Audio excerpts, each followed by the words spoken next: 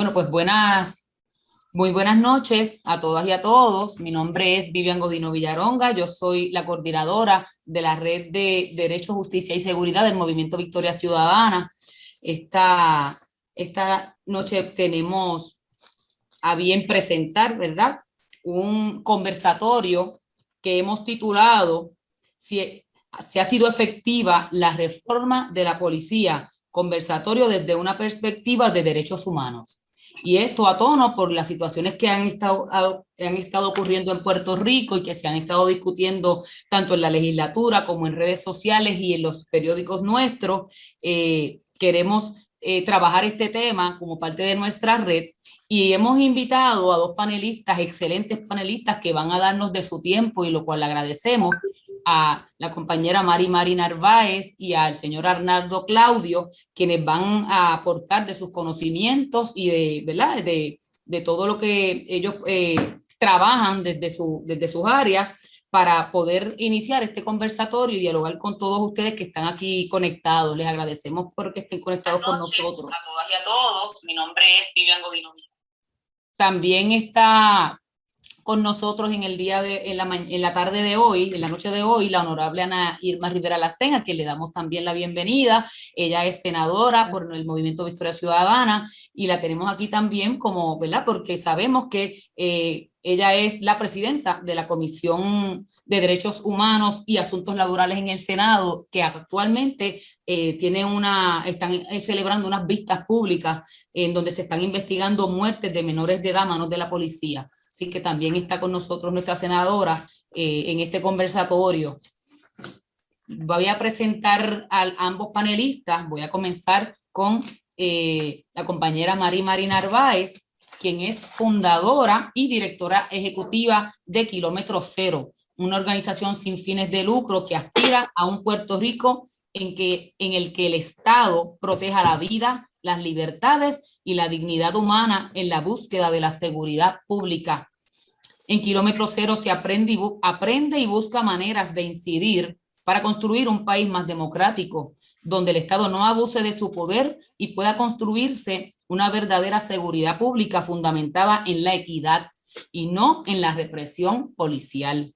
En el 2019 al 2020 fue becaria del Laboratorio de Innovación Annenberg en la Universidad del Sur de California, y del año 2020 al 2022 fue becaria del Justice Fellowship de Open Society Foundations.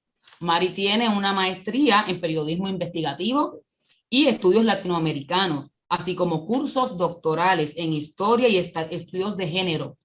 También es escritora y columnista en varios periódicos y ha sido coautora de los libros No pasa nada, de Editorial Callejón 2020, Hablan sobre Juan, Fundación Juan Maribras 2018, Del desorden habitual de las cosas, Capicúa 2015, Fuera del quicio, Editorial Santillana 2008, y Palabras en Libertad, entrevistas a los exprisioneros políticos puertorriqueños, Editorial Claridad del año 2000.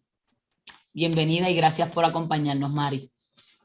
Muchas gracias Vivian, a todas las personas que nos acompañan, a la senadora y por supuesto a mi amigo Arnaldo Claudio, que también nos acompaña desde allá, desde los estados. Washington, D.C. Sí. Pues tenemos también, como bien ha dicho Mari, tenemos aquí con nosotros al señor Arnaldo Claudio, ¿verdad?, a quien también le agradecemos por aportarnos de su tiempo y su participación. El señor Claudio es coronel retirado del Ejército de los Estados Unidos de América, asistió a la Universidad de Puerto Rico y fue comisionado, atendió a la Universidad de Puerto Rico y obtuvo el Distinguished Military Graduate en el 5 de enero de 1999 como Second Lieutenant in the U.S. Army Military Police Corps. Espero haberlo dicho correctamente. Durante sus 30 años, lleva 30 años, ¿verdad?, en el servicio militar, ocupó numerosos puestos altamente sensibles que culminaron como jefe lo voy a decir en inglés, Chief of Staff and Chief of Police Joint Force Headquarters, National Capital Region, and U.S. Army Military District of Washington. También ha obtenido importantes premios y distinciones militares y civiles, un sinnúmero de premios y distinciones. Tiene una maestría en ciencias en educación de Jacksonville State University y se graduó también del Inter-American Defense College. Fue confirmado por el Tribunal Federal del Distrito de Puerto Rico como el monitor federal de la reforma de la policía hasta su transición en mayo de 2019. También podemos decir que ha sido el único, ¿verdad?, latinoamericano asignado en la investigación de los asuntos ocurridos en el Capitolio allá para el 6 de enero de 2021. Le damos las gracias al señor Claudio y bienvenido a este conversatorio. Muchísimas gracias, Vivian. Muchísimas gracias a la panelista Mari, a la distinguida, honorable senadora Ana Irma Rivera Lacén, que es un gusto enorme verla en el día de hoy, y entiendo también que su aportación en lo que lleva a cabo la cuestión del acuerdo de la Policía de Puerto Rico en Puerto Rico es un asunto muy serio que ella está llevando en estos momentos, y sé que su aportación el día de hoy va a ser significante. Gracias. Pues vamos a iniciar este conversatorio, vamos a dividirlo de la siguiente manera. Yo quisiera iniciar, ¿verdad?, con que el señor Arnaldo Claudio pueda explicarnos, ¿verdad?, lo que es lo que significó la reforma de la policía, por qué inicia, ¿verdad?, lo que le llamamos la reforma de la policía y se le nombra a él como monitor federal en Puerto Rico, y cuáles han sido, ¿verdad?, los efectos o la aplicación de dicha reforma en Puerto Rico, para luego entonces Mari poder traernos información, ¿verdad? Sabemos que ella es la directora y fundadora de Kilómetro Cero, que hace investigaciones sobre, ¿verdad?, lo que es la violencia policial y demás, y tiene mucha información que aportar sobre si en efecto, ¿verdad?, lo que ha sido la reforma de la policía ha sido productivo en Puerto Rico, y nos pueda dar información, ¿verdad?, necesaria para que nosotros podamos entonces continuar esta conversación y ver hacia dónde debe moverse Puerto Rico. Pues le cedo la palabra al señor Claudio. Sí, muchísimas gracias por la oportunidad. Primeramente, antes que todo, vamos a lo que todos conocemos por reforma. Es en sí un decreto por consentimiento, no es una reforma per se.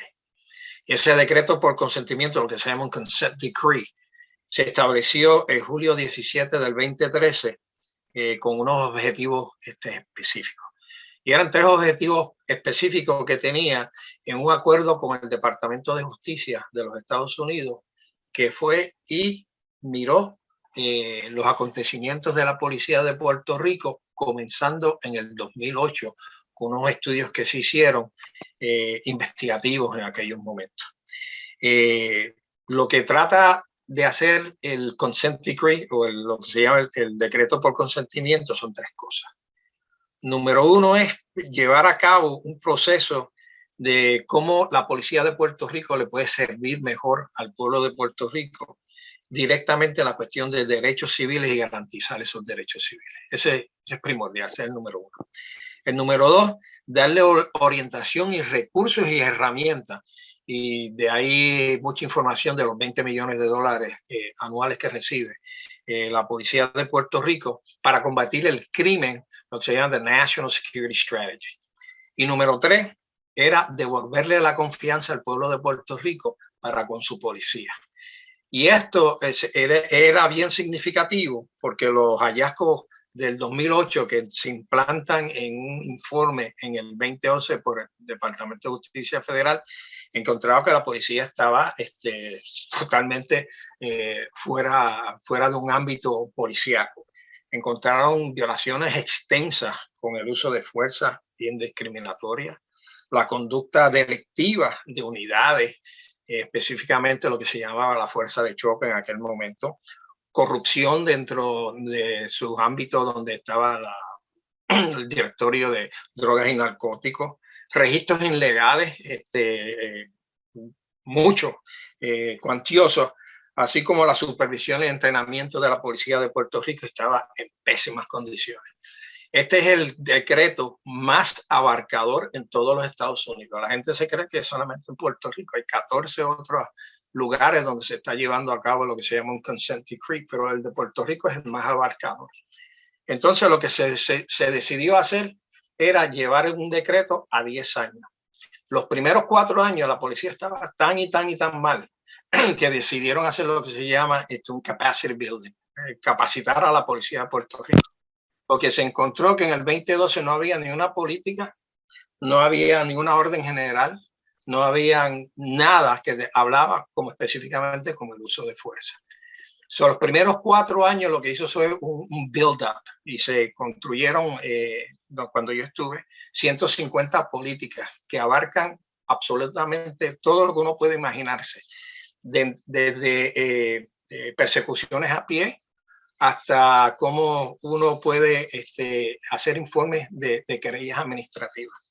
Y por eso mismo fue que se establecieron 11 áreas dentro del acuerdo para llevar a cabo el proceso, y se hicieron lo que se llaman unos planes de acciones para que la policía pudiese entrar en esto. Estos planes de acciones pues sencillamente era lo que la policía tenía que hacer para llevar a cabo su función.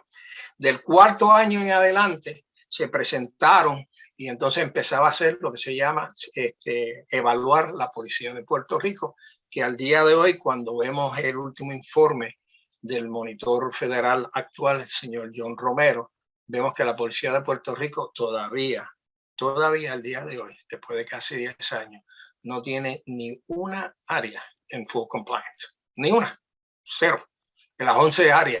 Eso hay mucho trabajo que hacer. Yo no fui el primer monitor federal. El primer monitor federal fue el señor Juan Mato, que duró 4 meses.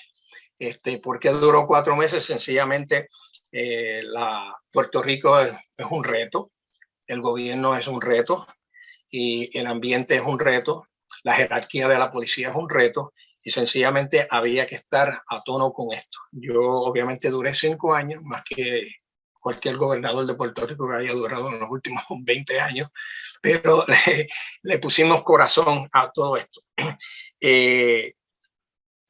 Hay 5 áreas en donde el monitor va a decidir si le da pase o no, y obviamente en estos momentos, como dije anteriormente, pues no ha sucedido así. Una de las áreas que el mismo monitor en estos momentos señala es la área del uso de fuerza. Nos remontamos inmediatamente del 2022 para atrás al 2008 y es poca la diferencia en que se puede hablar. Eso es más o menos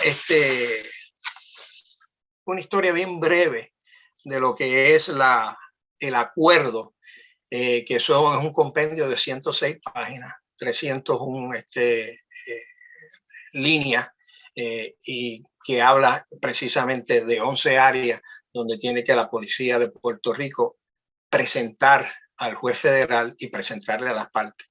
Acuérdense que la demanda es contra la policía de Puerto Rico, no es contra el gobierno, es contra y la policía de Puerto Rico es representada, se supone, que por el Departamento de Justicia de Puerto Rico, pero se hizo una decisión en que se está pagando un dinero para que civiles defiendan a la policía de Puerto Rico, en este caso de la reforma.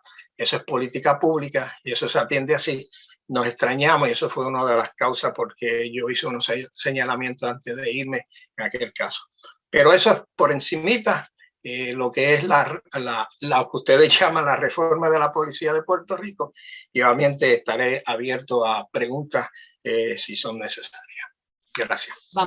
Gracias, Claudio.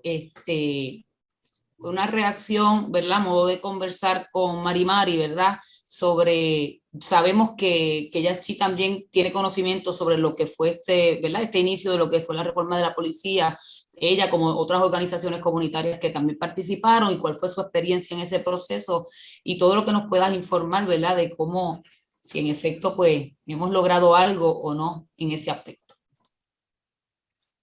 Pues mira, nuevamente, ¿verdad? Saludo a todas las personas que se han conectado a este panel o esta conversación.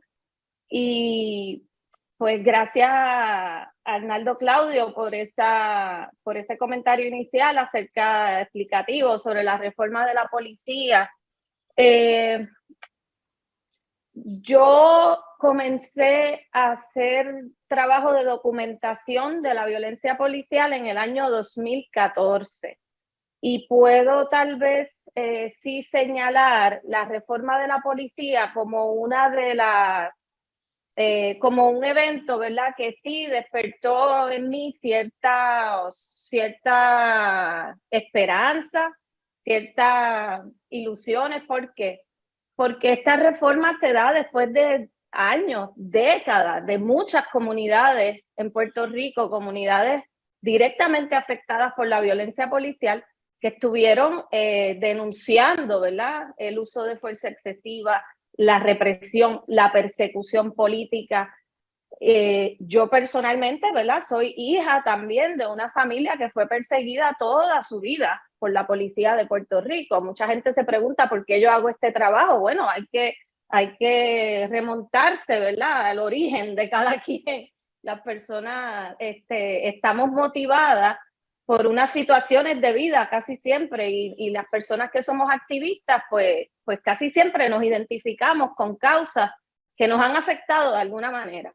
Así que yo como hija de dos independentistas que fueron perseguidos durante toda nuestra vida y toda mi familia, pues me interesaba pensar en la posibilidad, ¿verdad?, de que en nuestro país se pudieran crear unas instituciones que pudieran prepararse para una verdadera democracia. Tenía ciertas ilusiones en aquel momento. ACLU había hecho un trabajo muy exhaustivo de documentación de la violencia policial y pensé que la reforma iba a ser una oportunidad para que pudiéramos incidir en esa institución que entonces la conocía como una institución represiva y pudiéramos incidir en ese futuro de un Puerto Rico donde la policía particularmente y las fuerzas represivas no impidieran constantemente las reivindicaciones sociales a las cuales nosotros como país tenemos derecho. Pero al momento me empecé a dar cuenta también de que no era solo un asunto de persecución política, no era solo desde la mirada del activista, ni de las personas reprimidas, los estudiantes en aquel momento de la universidad, la huelga, sino que ¿verdad? Yo digo, ¿quiénes en Puerto Rico están muriendo a manos de la policía? En ese momento no lo sabía. Se habían documentado unas muertes en un momento dado, pero había habido como un vacío en lo que se cuajó la reforma, se empieza a negociar el acuerdo, una cosa y la otra, y habían pasado unos años y yo no sabía quiénes estaban recibiendo, aparte de las personas que protestaban, ¿verdad?, cuáles eran los casos, quiénes estaban muriendo desde Cáceres. Yo casi no tenía recolección, digamos, de quienes habían muerto a manos de la policía, pero yo sabía que eso tenía que estar pasando porque la reforma no había ni siquiera iniciado, ¿verdad? Ahí empezamos a hacer trabajo de incidencia, tratando de participar de alguna manera de esta reforma, pero pues con el tiempo nos hemos dado cuenta, ¿verdad?, de que eso realmente, si bien nos inspiró por un lado, por otro fue un ejercicio sumamente estéril.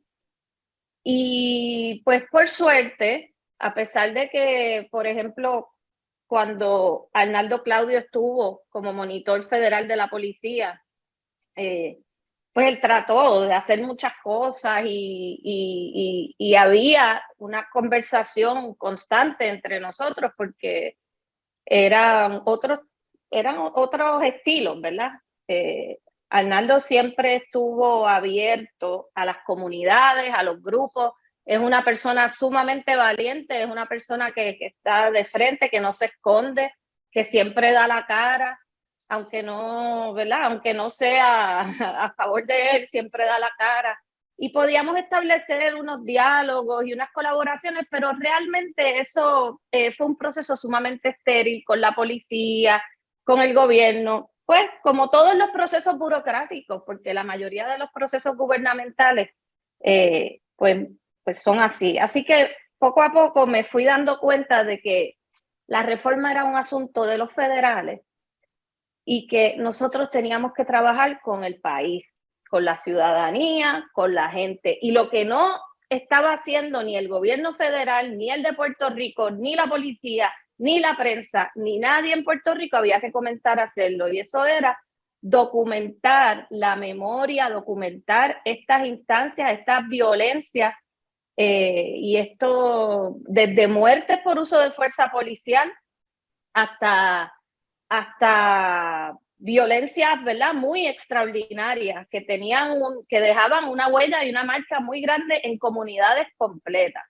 Ese ha sido realmente mi trabajo mayor durante los últimos 8 años. Hace 4 que fundé Kilómetro Cero, que es una organización, como bien dijiste, Vivian, sin fines de lucro, que se dedica, ¿verdad?, a promover una seguridad pública que sea más centrada en los derechos humanos, una seguridad pública que no responda a nociones punitivas, a nociones de castigo y a nociones de presencia policial en nuestras comunidades. Nosotros promovemos una seguridad pública que se basa en la Universidad de Puerto Rico, en el acceso a las escuelas, en tener escuelas abiertas en nuestras comunidades, en tener trabajos dignos para la gente, en vivir en comunidades libres de contaminación. ¿Y cómo hacemos eso? Bueno, lo hacemos poquito a poco, ¿verdad? De pasito en pasito. Y una de nuestras tareas más importantes, me parece, ha sido documentar esa violencia desde con muchas fuentes de información. Por un lado, hemos demandado a la policía, tenemos acceso ahora a miles de informes de uso de fuerza que ha llenado la Policía de Puerto Rico desde el año 2014 y eso está en proceso de análisis. Pero también nosotros recogemos las historias de la gente. Las historias de la gente, ¿por qué? Porque nadie más lo hace. Porque en Puerto Rico hay una impunidad de la violencia de Estado que es absoluta, sobre todo a partir de la aprobación del proyecto, ¿verdad?, de promesa. Si ya antes había una impunidad muy grande con la violencia policial, hoy día esa impunidad es peor. Y como no hay supervisión independiente, como no hay fiscalías de divisiones de derechos civiles en el Departamento de Justicia, como no hay maneras de que esa violencia sea, ¿verdad?, tenga consecuencias y que quienes violan los protocolos de uso de fuerza y de interacción con la ciudadanía puedan recibir medidas disciplinarias y sí, en el ámbito administrativo y en el criminal, pues, ¿verdad?, cargos criminales, o sea, que haya consecuencias, pues nosotros estamos documentando esa violencia y lo usamos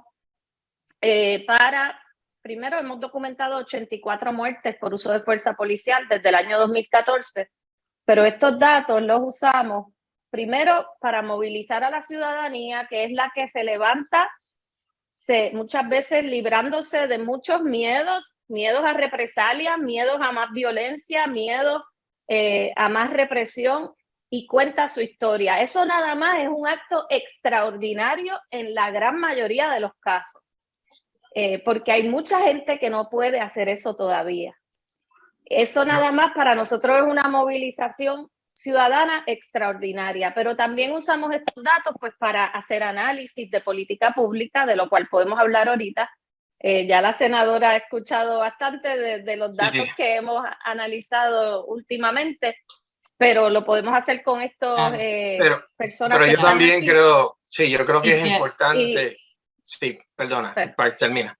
Yo creo que también es importante, o sea, si vamos a hablar del acuerdo de la reforma, creo que tenemos que también abrir las mentes de las personas que nos están escuchando o sea, ¿qué más se hace?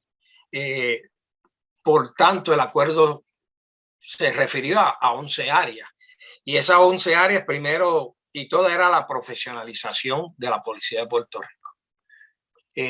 Había o sea, una dejadez totalmente de entrenamiento y por eso se hace un currículo nuevo en la Academia de Policía que establece 1.380 horas de currículo y 800 horas fuera de la Academia de la Policía una vez termina el cadete en la Academia de la Policía. Ese currículo es uno de los mejores, si no el mejor, en todos los Estados Unidos, para que entienda que hay unas cosas buenas que salieron de esto. Lo otro es el uso de fuerza que Mari habla, o sea, muy abiertamente. El uso de fuerza tiene más política, o sea, está del párrafo 22 hasta el párrafo 57 y tiene más políticas que cualquier otra política. O sea, hay una base que es la 60601 y hay una del uso de batón, hay una del uso y no es taser, o sea, es el dispositivo electrónico. Y el uso del gas pimienta, así como mano suave, mano fuerte. Cuando hay un uso de fuerza, hay políticas específicas que hablan sobre esto para que uno pueda ir a la corte o pueda señalar el uso o el mal uso de la policía de Puerto Rico. Voy a decir dos más. Está lo de registro y allanamiento. Como se encontraron unas faltas enormes, también hay unas políticas específicamente a todo esto. De hecho, la reforma el acuerdo pide que en los primeros 4 años el 95% de todos los policías estuvieran entrenados inicialmente bajo el párrafo que era 237, lo que está en lo que se llama the task force, porque Puerto Rico tiene que entender que no toda la policía está con la policía. Hay como 400 o 450 policías que están en el FBI, en el ATF, en la DEA, que trabajan diariamente con los programas interagenciales para ver esto. Y el último que quiero recalcar es la información tecnológica. Estaban tan atrás que no había formato de data, no había información diaria, no había comunicaciones entre los policías. De hecho, no había ni un registro para que un policía pudiese registrar sus horas extras. Todo ese andamiaje está en papel. Todo está en papel. Ahora, si la jerarquía no quiere llevar a cabo el proceso, porque hay lo que se llama un line item en el presupuesto de la Policía de Puerto Rico de $20 millones. Si usted multiplica 20 millones por los 8 años que llevamos, o sea, son 160 millones de dólares que se supone que le hubiera dado todas las herramientas, todo el entrenamiento a la Policía de Puerto Rico para que estuviese bien adelantado con este acuerdo, con esta reforma. Y no es así al día de hoy. De hecho, hoy el juez Bezosa, no sé si vieron la vista, le mandó una comunicación directa al gobernador de Puerto Rico. El gobernador de Puerto Rico hace 2 semanas dijo que la reforma se iba a acabar en el 2023. Y el juez Bezosa le acaba de decir que se acaba cuando él diga. Eso es una de las preguntas, Claudio, que tengo aquí, sí, que han puesto en la, ¿verdad? Que han incluido aquí en el chat, y eso me gustaría que lo atienda, porque es una pregunta dirigida a usted, y es esa, ¿verdad?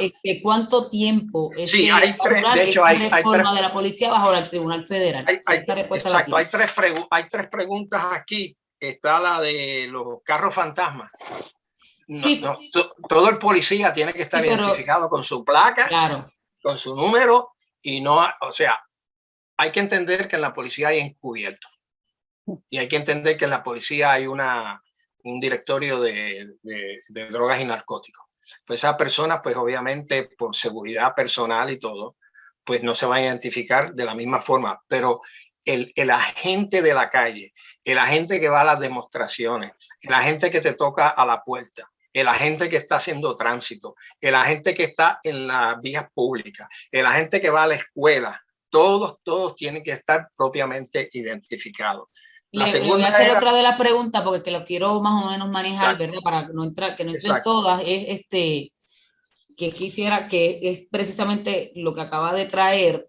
¿Qué Sí. tiempo va a durar? ¿Hay un tiempo específico Sí, estipulado o esto, como son dijo el 10 doctor años. Sosa, 10 años, a merced del Tribunal Federal? no.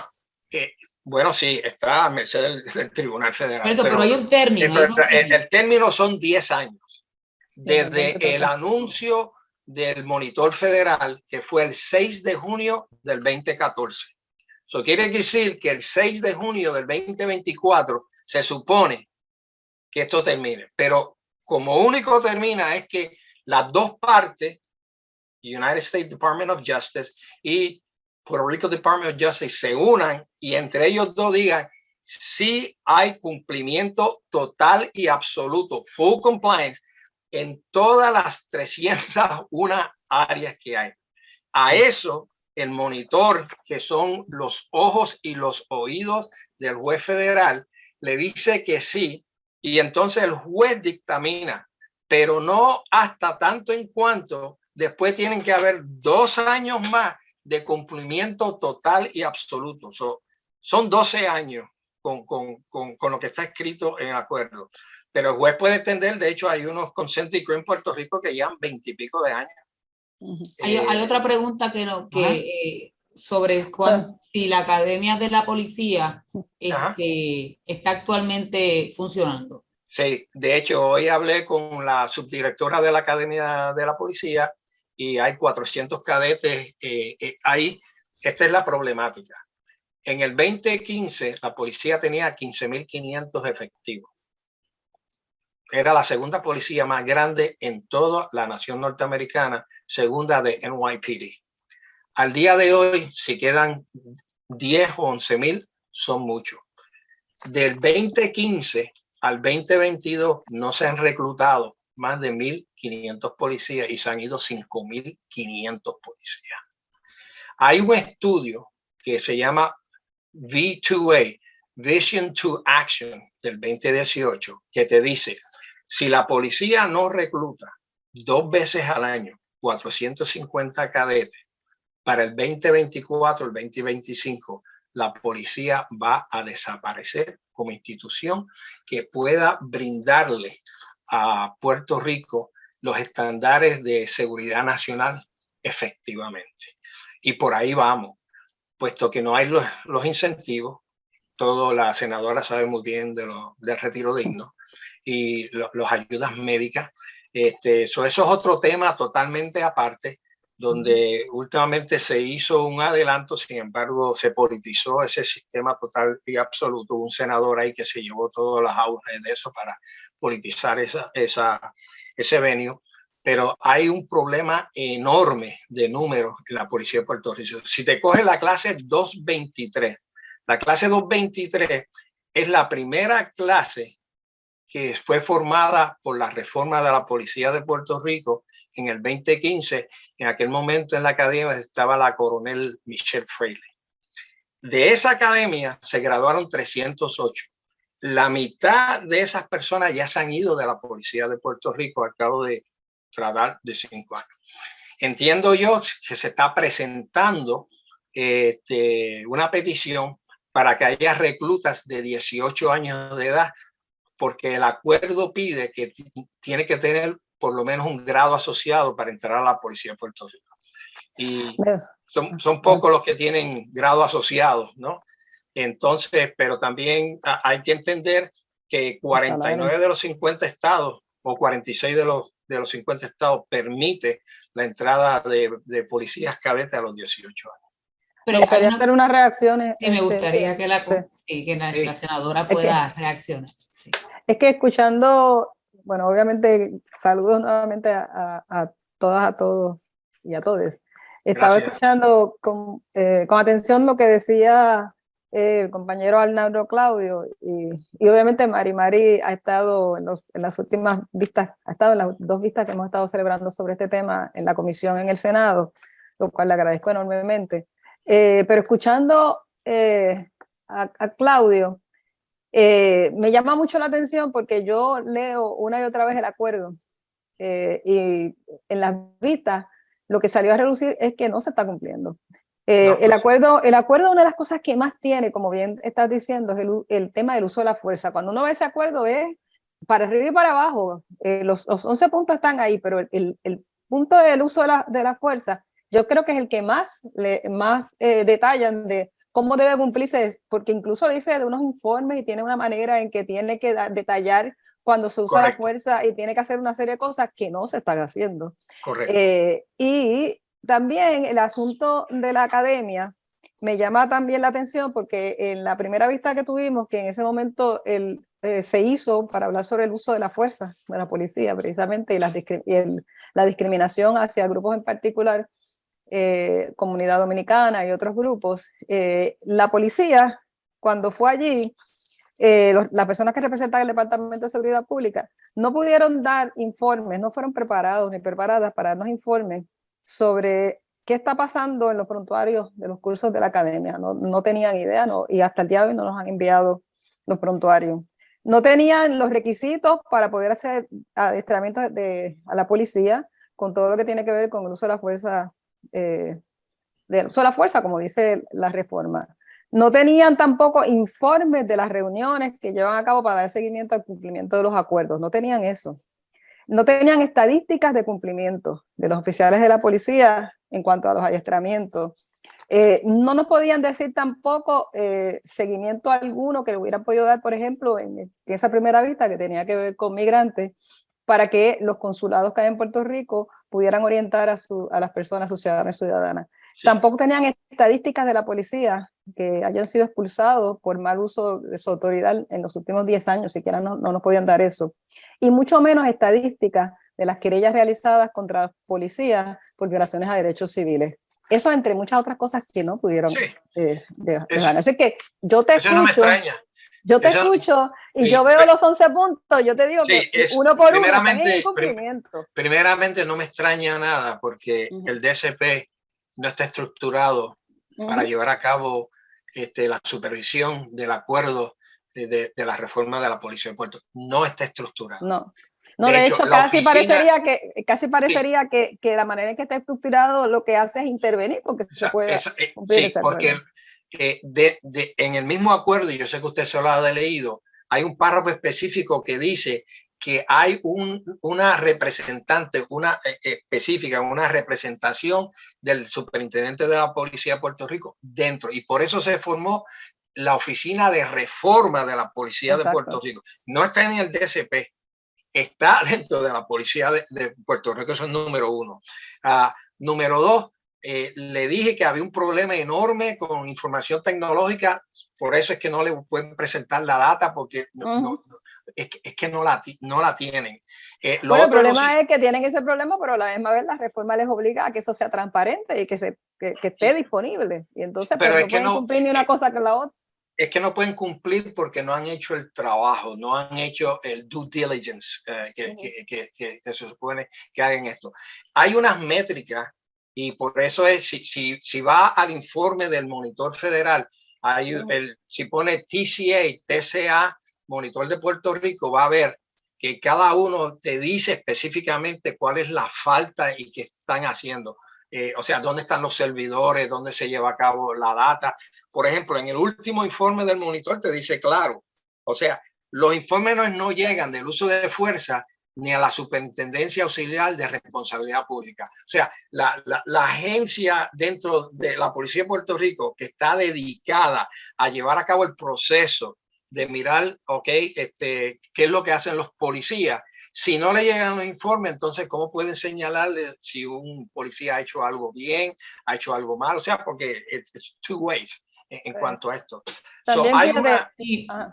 Me gustaría, ¿verdad? Ya en este tema preguntar, ¿verdad? Porque sé que es lo que está trabajando la Comisión de Derechos Humanos. ¿Por qué hay grupos que están reclamando que más allá de que haya un monitor de la policía, pues se cree un cuerpo distinto fuera de la policía para que se pueda, ¿verdad? Trabajar este tema. Y le pregunto a Ana Irma primero, a la senadora Ana Irma Rivera, para saber qué han dicho en esas vistas. Pues creo que desde la primera vista a la segunda y toda, inclusive una que nos falta, una vista ejecutiva que nos falta con integrantes de los comités de interacción ciudadana, que de hecho ese tema ni siquiera fue mencionado por las personas del departamento cuando fueron a las vistas de seguridad, ni siquiera nos mencionaron nada sobre los comités de interacción ciudadana, nos falta esa. Pero todas ha salido, y estas son personas que se acercaron porque estaban viendo las vistas por como se estaban transmitiendo y tienen muchas cosas que quieren compartir sobre el no cumplimiento de esa parte siquiera. Pero lo que salió en todas las vistas, la compañera Mari Narváez junto con su entidad Kilómetro Cero, la Comisión de Derechos Civiles, el compañero Rodríguez, el Comité de Defensa de los Derechos Humanos de Personas Dominicanas en Puerto Rico, la Comisión de Derechos Civiles, padres y madres de personas que han sido muertas, sobre todo de jóvenes que han sido asesinados por la policía de una manera que todavía yo recuerdo las cosas que se dieron en la vista y es impactante. Siempre salía lo mismo, que la policía no podía investigarse a sí misma en estos casos, que hacía falta unos mecanismos civiles que permitieran esa investigación más allá del mismo aparato policíaco, porque incluso lo que sale es que pues, la policía se investiga a sí misma, no hace la investigación completa como debe ser y no tiene resultados. Esto es algo que no solamente en Puerto Rico, en muchos otros sitios se ha estado haciendo, en algún momento en alguno, y Claudio me dirá, pero entiendo que ha sido una de las recomendaciones también que han salido, de que se haga esos mecanismos de que sean mecanismos ciudadanos quienes hagan este tipo de investigación para que realmente sea transparente, porque la policía se va a tapar a sí misma. Y entonces esos mecanismos son súper importantes. Una de las razones de hacer las vistas es precisamente poder hacer legislación en esa dirección, más allá de los reglamentos, más allá de lo que haya, que tengamos legislación para obligar cumplimiento de algún mecanismo de participación ciudadana que permita una investigación más allá de la misma policía. Y eso es lo que estamos trabajando. ¿Qué función tiene, le pregunto Claudio, qué función tiene el monitor para poder atender? Déjame contestar esa, pero quiero, o sea, lo que acaba de decir la senadora es bien importante. El escollo más grande que tiene el acuerdo no es la policía de Puerto Rico, no es el Estado, es the United States Department of Justice, que rehúsa el que se introduzca la supervisión civil en esto. Esto lo ha presentado la ACLU, lo presentó Mari. Hoy de hecho lo presentó ante el juez el señor José Rodríguez de la Comunidad Dominicana y ha sido constantemente. Ha sido algo, de hecho, cuando yo inicié esto, yo fui con el juez Gustavo Gelpi, el honorable juez Gustavo Gelpi a New Orleans y me reuní con la comunidad porque son los ojos, los oídos de la comunidad. Esto de grupos de interacción ciudadana empezó bien.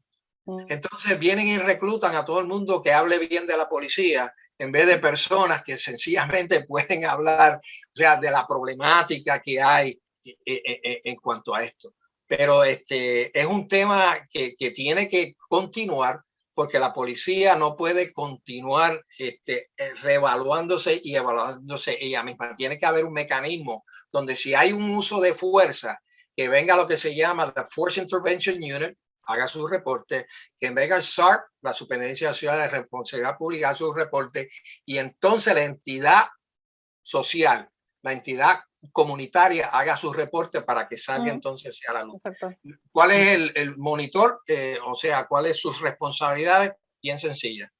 Es los ojos y los oídos del juez para ver si la reforma de la policía de Puerto Rico esté llevando a cabo como tiene que ser. Hace un informe cada 6 meses y ese informe detalla todas las áreas que hay en las 11 áreas, porque como dijo bien la senadora, si ves el uso de fuerza tiene 36 párrafos. 36 párrafos. Y detalla cada uno de esos. Eso es lo que hace el monitor. Ahora, también es cuestión de personalidades. Usted puede ser un monitor que no hace mucho, no hace mucho ruido, o puede ser un monitor que se integra totalmente dentro de la comunidad, que lleva el mensaje a la comunidad, que hable con los policías, que detalle la problemática que tiene la policía, que detalle la problemática que hay en las calles, que vaya a demostraciones y vea cómo se hace el uso de fuerza, que vaya donde la división de operaciones tácticas a ver cómo se está su entrenamiento, que vaya a la academia de la policía y vea que todos los currículos, que en este caso están todos hechos, senadora. Yo personalmente tengo una copia de los currículos, obviamente no puedo enviársela porque quedó ahí detallada en los correos electrónicos que yo tuve, pero si usted quiere un currículo y mire qué fácil es, la policía dice uso de fuerza 60601, la hace, se le envía el monitor con sus abogados constitucionales la mira, se hay un acuerdo con los abogados de la Policía de Puerto Rico y la firma el comisionado de la Policía de Puerto Rico y están todas. Claro, pero el asunto Todas. con la pregunta y no poderlo contestar llama la atención, porque además los currículos se actualizan y hay que saber cómo están, o sea, si actualizados. Cada 2 años se tiene que actualizar. Claro. Mira, y hay una cosa, así déjame como, terminar este último comentario para que Mario o Claudio lo conteste. Quería traerle una pregunta a Mari, pero sí, continúe y ahí termino esta parte. Y es que cuando uno mira el acuerdo hay una parte del uso de la fuerza y eso lo sabe todo el mundo, ¿verdad? Que es que la policía tiene que darle primeros auxilios a las personas. Podrá tratar de detener lo que sea, pero una persona que está herida de una manera que necesita auxilio, hay que darle primeros auxilios, llevarla, antes que cualquier cosa, llevarla a que le den el cuidado médico que necesite. En la vista pública última, era desgarrador escuchar a esos padres, a esas madres, hablar como uno de los casos, la policía dejó que ese jovencito se desangrara. Y que ni siquiera los vecinos pudieran darle primeros auxilios, ni tampoco la policía le dio primeros auxilios. Entonces uno escucha esas cosas y tiene que cuestionarse, ¿verdad? ¿Qué es lo que está pasando entonces en la reforma de la policía? Ese comentario, porque ciertamente era desgarrador. Fuerte. Le quiero dirigir esta pregunta a Mari, es relacionado, ¿verdad? Como Kilómetro Cero, pues sabemos cuál es su trabajo y cómo se ha documentado o está documentando el uso de la fuerza o violencia policíaca, por ejemplo, en manifestaciones que se están dando en tiempos recientes en el país, como ha sido, ¿verdad?, el rescate de las costas de Puerto Rico. Hay una de las preguntas que han puesto en el chat en donde, ¿verdad?, da como ejemplo, por ejemplo, la señora Norma Rodríguez dice, la manifestación de las cavernas, las golondrinas en presencia de la policía, alguien de seguridad interna lanzó un pico, la policía no hizo nada, otro de seguridad privada con arma larga visible y la policía no hizo nada tampoco, ¿verdad? No hacen lo que les da la gana y no pasa nada. ¿Qué nos puede decir Mari, ¿verdad?, de lo que ella ha podido documentar en Kilómetro Cero sobre esto y otras manifestaciones de violencia que se están dando? Con respecto a las manifestaciones, eso es lo más fácil, porque eso está ampliamente documentado, porque los propios activistas, las personas que protestan, graban. Así que nosotros todas sabemos lo que pasó en Rincón. Esto que acaba de pasar en la Cueva de las Golondrinas también, ¿verdad?, se dio a conocer. O sea, con las protestas, aunque yo veo que la policía está cada vez más militarizada, es difícil, es difícil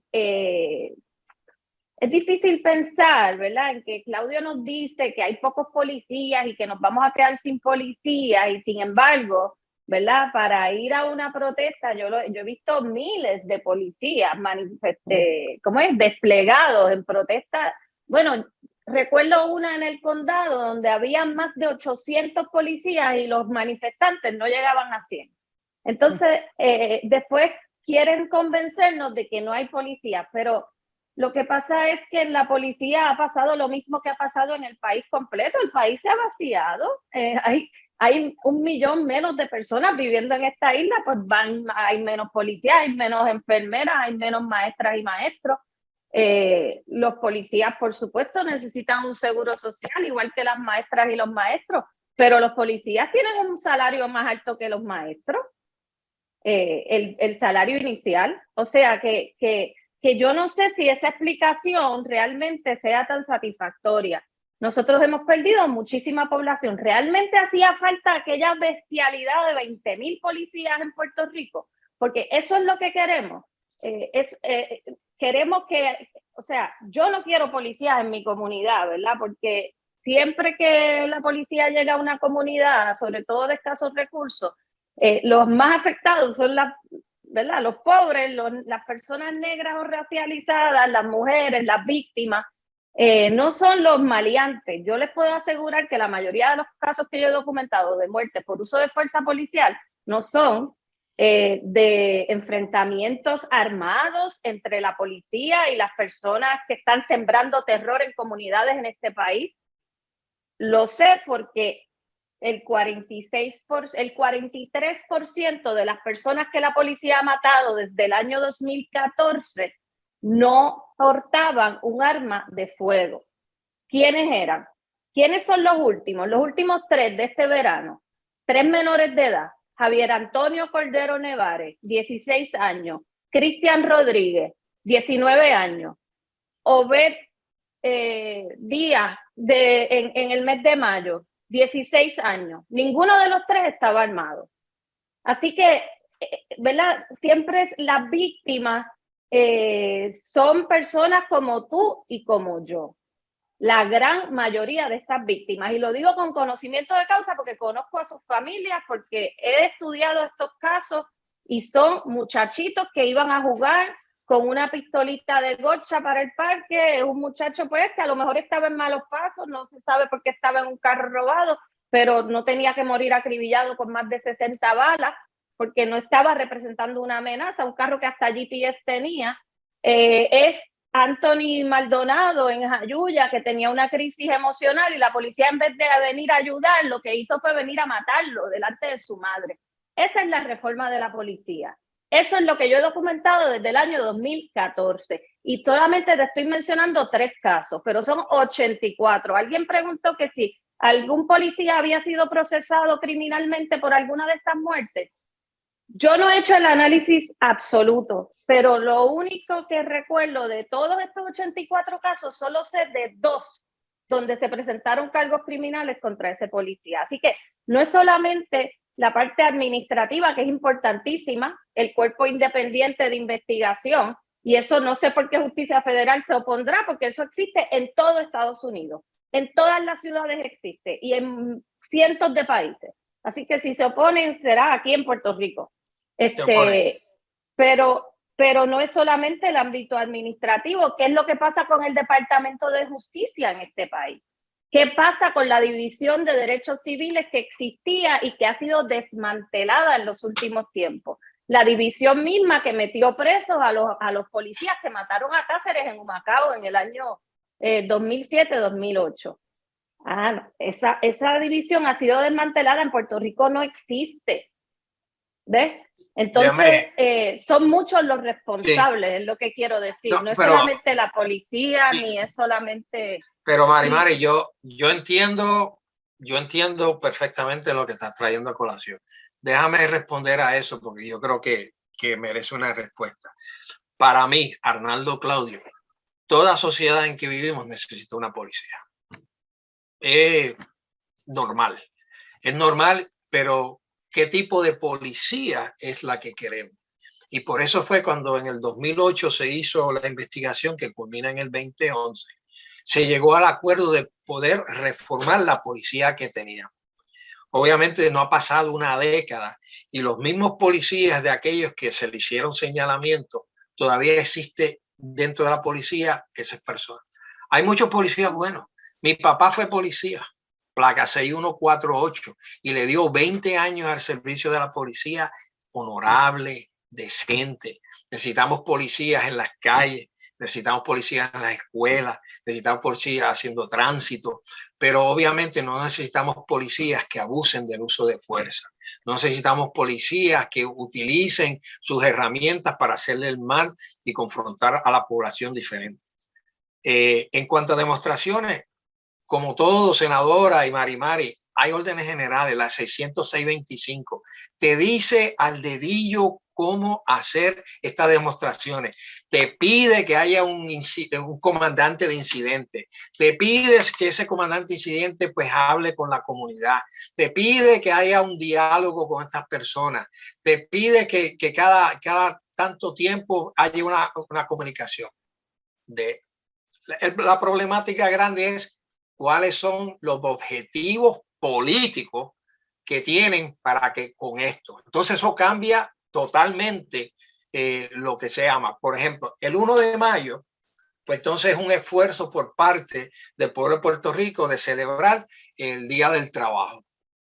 Pues ahí no hay cuestiones políticas. Ese es el pueblo de Puerto Rico se quiere manifestar hacia, pues él es el que se manifieste. Ahora, cuando hay unas cuestiones políticas de hacer ciertas cosas más allá de detener el proceso de la población, de poder ejercer su derecho a la libre expresión, pues entonces que vienen los problemas.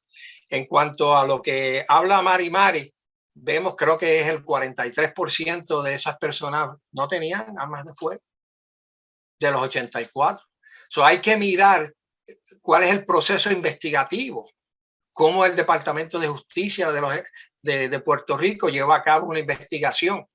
Porque si no hay investigaciones en cuanto, por ejemplo, el NIE, y creo que es una de las preguntas, el NIE se supone que sea el organismo que fuera de la Policía de Puerto Rico lleva a cabo. Sin embargo, el NIE le pertenece al DSP. Continúa dentro de la misma organización. Por ejemplo, el NIE no tiene herramientas para hacer pruebas balísticas. Si tú vas a una escena, de dónde salieron, dónde están los cartuchos, de dónde, a dónde fue la bala, quién hizo el disparo. O sea, es una problemática. O tienen que ir a forense o tienen que ir donde el FBI.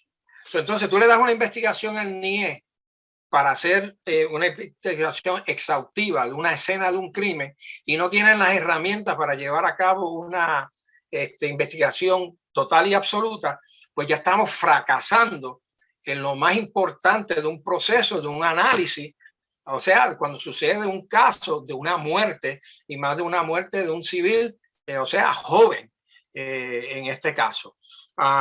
Yo entiendo a Mari y estoy con ella 100% en cuanto a esto, pero también hay una policía, o sea, hay un segmento de la policía que no hace esto. Hay un segmento de la policía que hace su deber cada día y brega con la comunidad de la forma más efectiva que ellos entiendan. Y estoy de acuerdo con Arnaldo también en que es cierto que hay unas políticas. Yo siempre he dicho que lo único bueno hasta el momento de la reforma de la policía, en mi opinión, es que ahora es verdad que existen unas políticas que son, ¿verdad? Es verdad que las cambian cada vez, etcétera, pero son bastante satisfactorias. Se puede mejorar, obviamente, desde la perspectiva de derechos humanos, pero son unas políticas mucho mejor de lo que había, que antes, de hecho, no habían, muchas de ellas ni existían siquiera.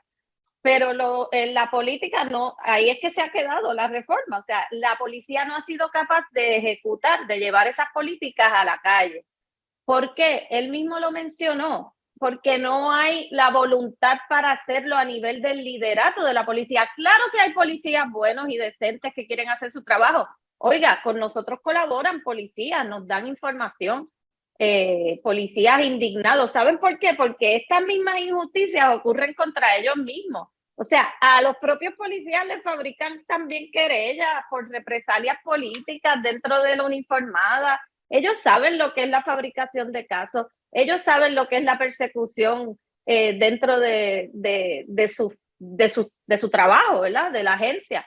Ellos viven esto todos los días, por eso es que la supervisión independiente, cuando hay investigaciones ciudadanas independientes, le beneficia al policía, sobre todo al policía que hace bien su trabajo, porque queda, ¿verdad?, absuelto, sin lugar a dudas, si pasa a revista una comisión que realmente tiene independencia, ¿verdad?, sobre ese caso. Sí. Y porque los otros que actúan mal tienen, ¿verdad?, sus acciones tienen consecuencias a tiempo, porque cuando no hay consecuencias, pues eventualmente ese policía va degradando.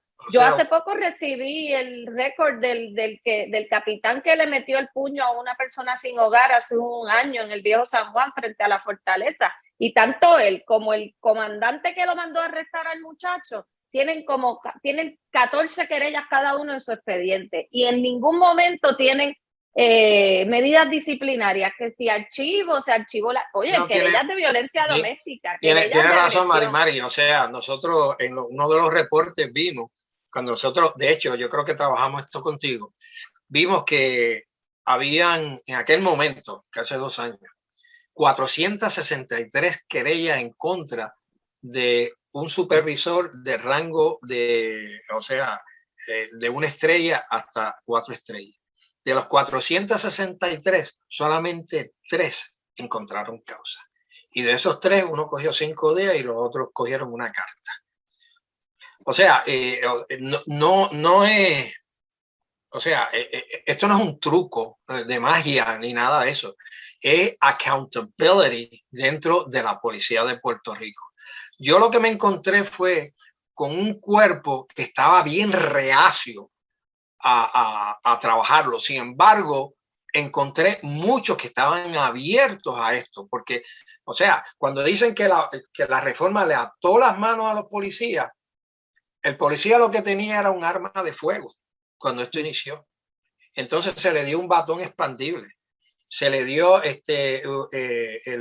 gas pimienta y se le dio el dispositivo electrónico, se le enseñó cómo hacer hand to hand y se le enseñaron todas las reglas para poder llevar, y veo que había una pregunta por ahí sobre policía comunitaria. Se le llevó a la comunidad para el enlace con la gente para poder llevar a cabo este proceso. Sin embargo, en todo esto, lo voy a dar un buen ejemplo. Cuando sucede, y no voy a comentar mucho, donde muere el muchacho de 16 años por 15 balazos en un lugar donde se dispararon 60 o 61 balazos. Cuando eso sucede, lo más irresponsable de toda la policía es no comentar y esperar a que se haya una investigación exhaustiva por parte de las agencias que están a cargo y no desde, o sea, cuando tú me dices a mí que en 24 horas yo vine y rearmé a 8 policías que acaban de ir en uno de los momentos más significativos y para mí que fui militar y entiendo el proceso, o sea, donde ha habido una muerte y los 8, el psicólogo le dijo, están todos bien y váyanse y aquí están rearmados. Eso es totalmente irresponsable, pero totalmente. O sea, administrativamente todavía debería estar lo que se llama desk duty hasta que esto termine. Y tendrían que ir donde el psicólogo 1, 2, 3. ¿Quién va una vez al psicólogo? Nadie. O sea, el psicólogo recibe tu insumo, te vuelve y habla contigo, habla con tu familia, habla con tu comunidad. O sea, esto es absurdo. El que me diga a mí, están todos bien y vamos para adelante y están rearmados porque son policías. Bueno, eso, fíjate, yo creo que eso lo que hace es que desmoraliza a la gente, al público. Pues seguro, el posible respeto a la policía, pero al interior de la policía, como tú estabas diciendo, desmoraliza también la gente que no quiere actuar así, que están en la policía. Porque entonces lo que ven es que esa situación sale impune y eso también desmoraliza. Así es que es una situación muy difícil. Y sobre todo si uno quiere avanzar hacia otra manera de ver las cosas y avanzar un poco hacia el concepto de justicia restaurativa. Aquí hay 2 objetos. Número 1, salvaguardar y proteger al policía que acaba de ir por una situación extremadamente volátil.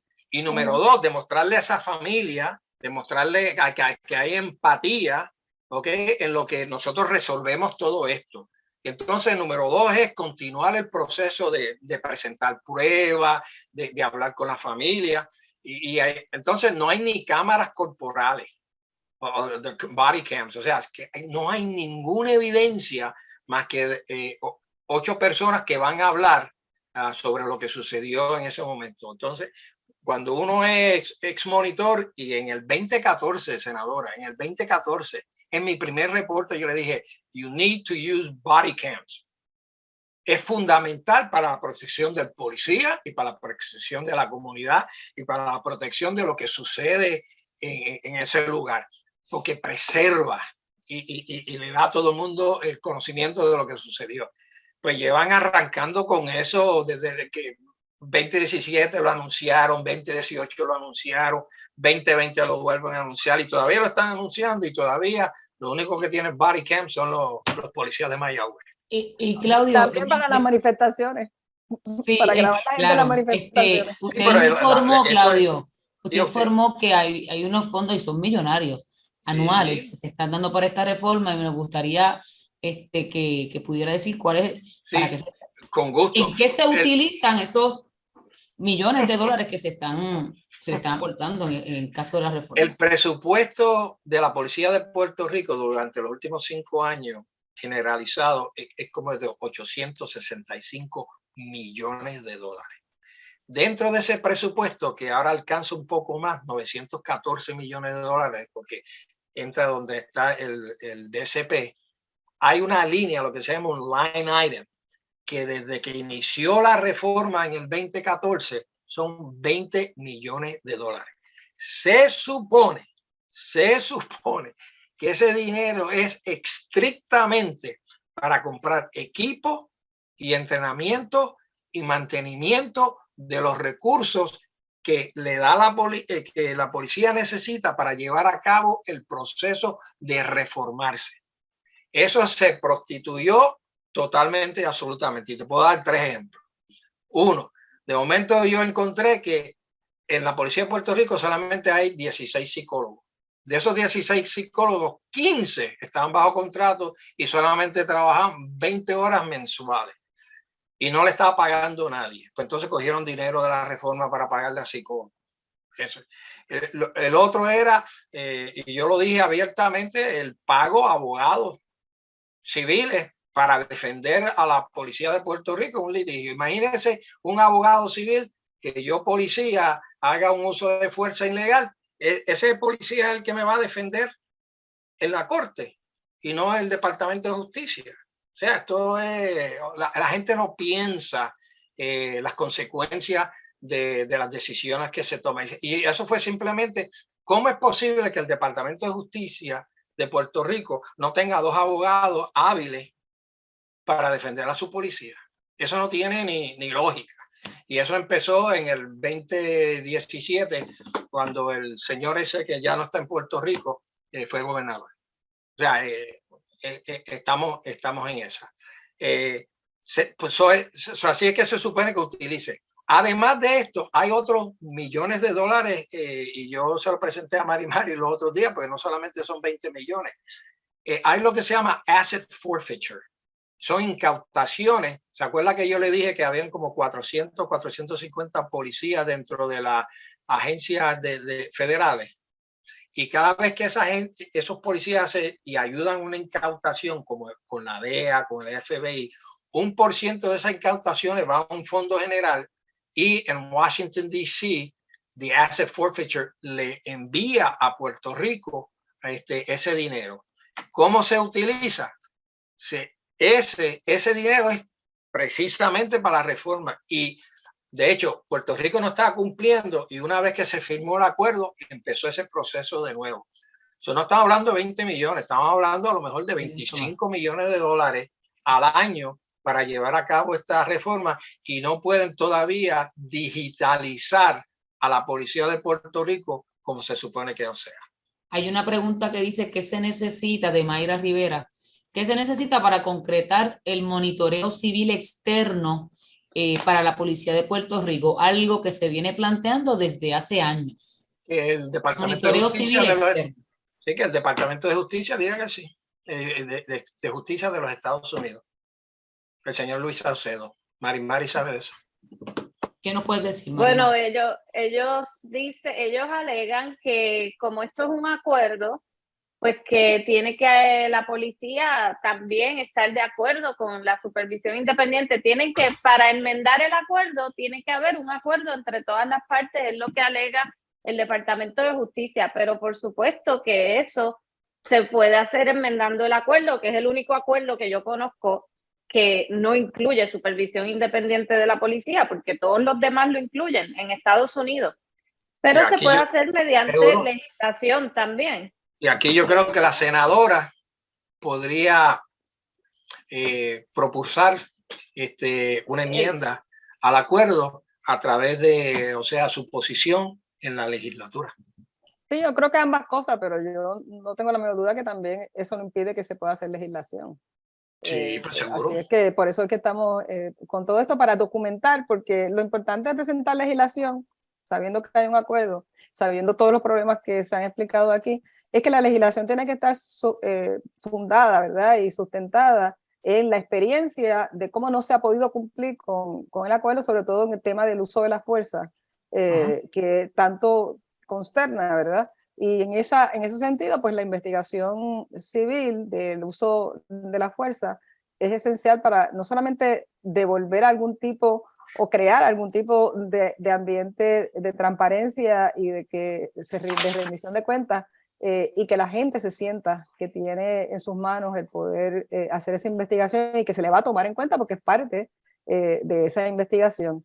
Así que en esa línea, pues me parece que es lo que estaríamos haciendo. Y por eso fue que hemos estado haciendo las vistas públicas para, con esa base, promover legislación que esté sustentada en la experiencia y también con la experiencia que sabemos de los retos y de los incumplimientos también de la puesta en marcha de las reformas de la policía.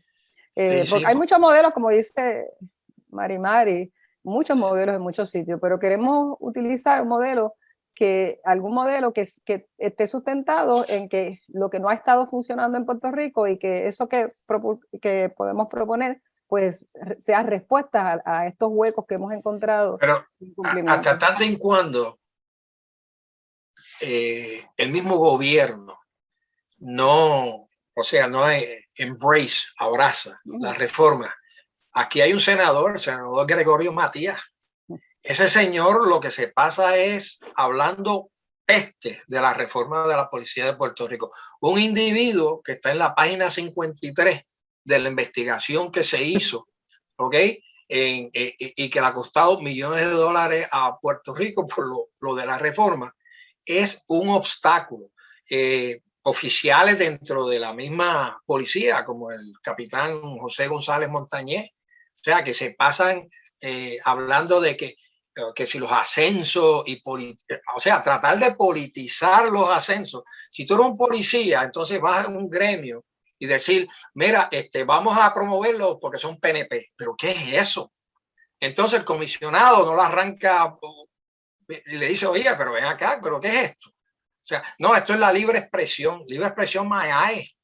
You know? Hay una, Claudio, y ahí me gustaría, ¿verdad? Por la hora para ir resumiendo y la reacción de ustedes, precisamente y a propósito con lo que ha traído, hay un comentario, ¿verdad? Que nos han puesto aquí en Facebook que dice, señor Pontón, el problema de raíz es la politiquería, como sucede en todas las agencias públicas. Sí. Entonces, la pregunta es, ¿verdad? Que quiero sus comentarios a esos fines, ¿verdad? De tanto la reforma o lo que nosotros con esperanza queremos para nuestro país, ¿verdad? Que nos den su parecer con respecto a esta percepción que tenemos, porque ha sido nuestra experiencia de que lamentablemente, por lo que le llaman la politiquería ¿verdad? De los que nos han dirigido por todos estos últimos años, pues las cosas no funcionan. Sí, yo lo dije cuando fui monitor y lo dije en mis reportes. Yo creo que la policía de Puerto Rico se debía haber sindicalizado hace tiempo. Había que traer un ente externo para llevar a cabo el proceso, porque dentro de la policía no existe en estos momentos personal de jerarquía que pueda aceptar todo lo que es la reforma. Mientras le peleen la reforma, mientras peleen que haya un monitor, mientras peleen que haya un juez visible, pues esto no va a llevar a cabo. Son las decisiones, por ejemplo, en la policía de Puerto Rico no ha habido un ascenso a estrella, de inspector hacia 4 estrellas desde el 2015. ¿Por qué? Nosotros, era a dedo, aquel, lo otro. Entonces hicimos una orden general, una política donde todos estos oficiales iban a coger un examen iban a pasar por una rueda de una junta y todo. Y eso se presentó en el 2018. Pues mira, el comisionado dijo, yo no voy a firmar esto. Y pues, ¿cómo no a firmar esto? O sea, esto es, pues al día de hoy todavía están en esa, no han podido porque la Corte, imagínese usted, una organización que lleva 7 años sin un ascenso, imagínese la moral de esos oficiales, donde no, simplemente porque la jerarquía quiere señalar cuáles van a ser sus coroneles y se olvidan que hay inspectores, hay capitanes que quieren echar esto para adelante y no pueden sencillamente por el obstáculo severo que tienen esta gente con esto. O sea, se tienen que ir. Hay un párrafo, el párrafo 21 de la reforma, del acuerdo, que te dice que tiene que haber una evolución. O sea, tiene que haber entrenamiento. O sea, por ejemplo, yo Arnaldo Claudio, fui básico de policía, avanzado de policía, Command General Staff College, Inter-American Defense College, Class 4 Counterterrorism, Management and Operations, Interagency, Management and Operation, Embassy Security, FBI, ¿me entiende? Entonces, si usted coge un individuo como este a tomar, pues es una pelea constante ante el reto de reformarse. Así de sencillo. ¿Cómo no puede reaccionar Mari con este problema, este comentario de la politiquería y que yo diría y le añado que es el, ¿verdad?, del bipartidismo?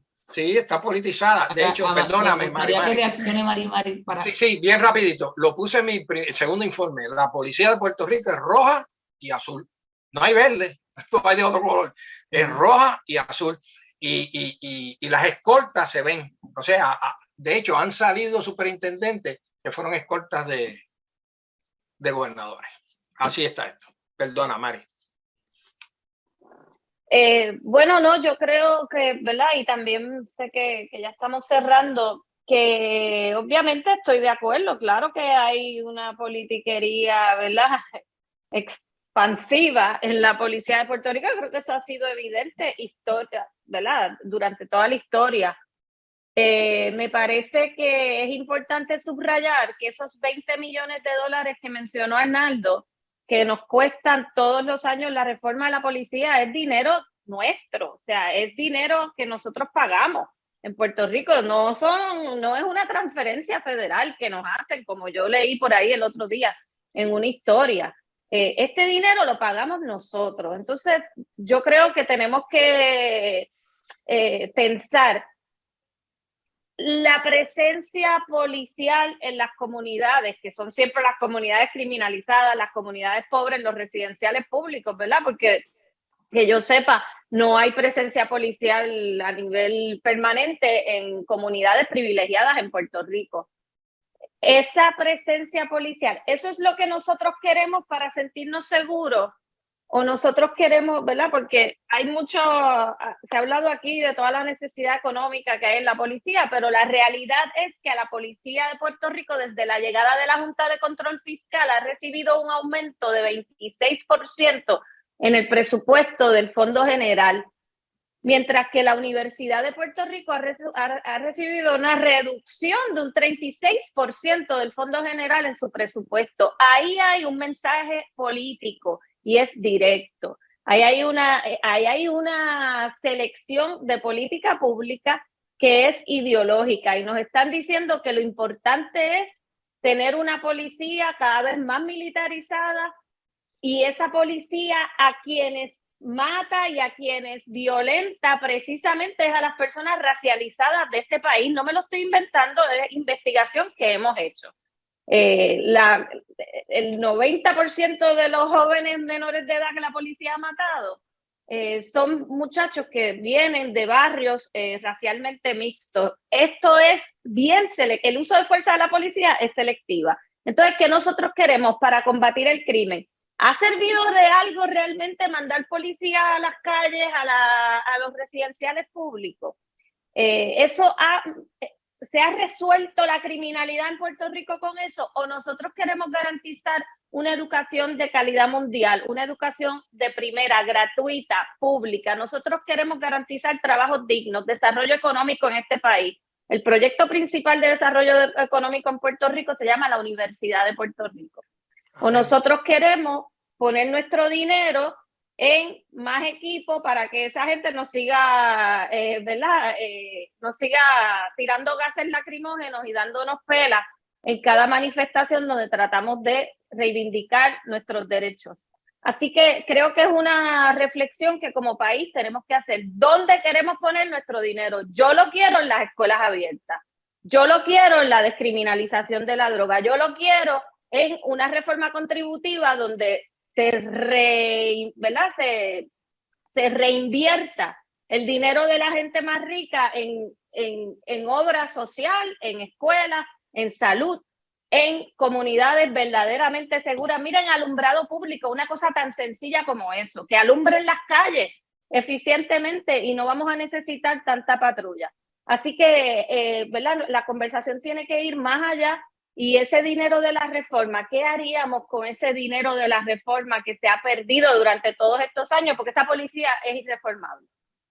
Con eso los dejo. Una última y palabra. Tendremos que hacer otro conversatorio para eso. Entiendo que sí. Bueno, yo termino diciendo que en lo que hacemos todo esto, yo creo que hay que seguir poniendo toda esta investigación a la luz pública, que la gente vea lo que está sucediendo, ir caminando, aunque sea poco a poco, pero ir caminando con pasos seguros hacia el concepto de justicia restaurativa. Lo que haría en su momento no tendría necesidad de tener un cuerpo cuasi militar como policía, sino un cuerpo como lo que debería ser, que es de apoyo a la comunidad, de apoyo a la seguridad de las personas, pero sobre todo con la justicia, el concepto de justicia restaurativa. Y digo porque es importante sacar esa cuestión del camino de salirse de la escuela y llegar a la cárcel de nuestras juventudes, sobre todo de los varones, que sale claramente en las investigaciones que hace Kilómetro Cero. Y tenemos la ley 47 y tenemos que ir dando avances en esa dirección, la ley 47 del 2022, que la firmamos gente de varios partidos distintos, para garantizar que al menos jóvenes que no hayan cumplido todavía 13 años, no se les someta al procedimiento de justicia a los tribunales, que se supone que son las salas de menores y todo eso, ¿verdad? Que no se les someta a esos procedimientos que realmente son procedimientos criminales, y que se agoten todos los remedios que sean necesarios, todos los mecanismos para darle a esos muchachos, a esos niños, esas niñas, las ayudas que necesiten individualmente, las ayudas que necesiten su familia, agotar remedios que tengan que ver con mediación, que las escuelas no llamen la policía primero, sino que hagan lo que tienen que hacer para ayudar a estos jóvenes, esas jóvenes, y que no se les restrinja con medios mecánicos, es decir, que no queremos volver a ver el espectáculo de niños encadenados, muchachitos y muchachitas de menos de 13 años. Eso está prohibido ahora con esta ley. Por lo menos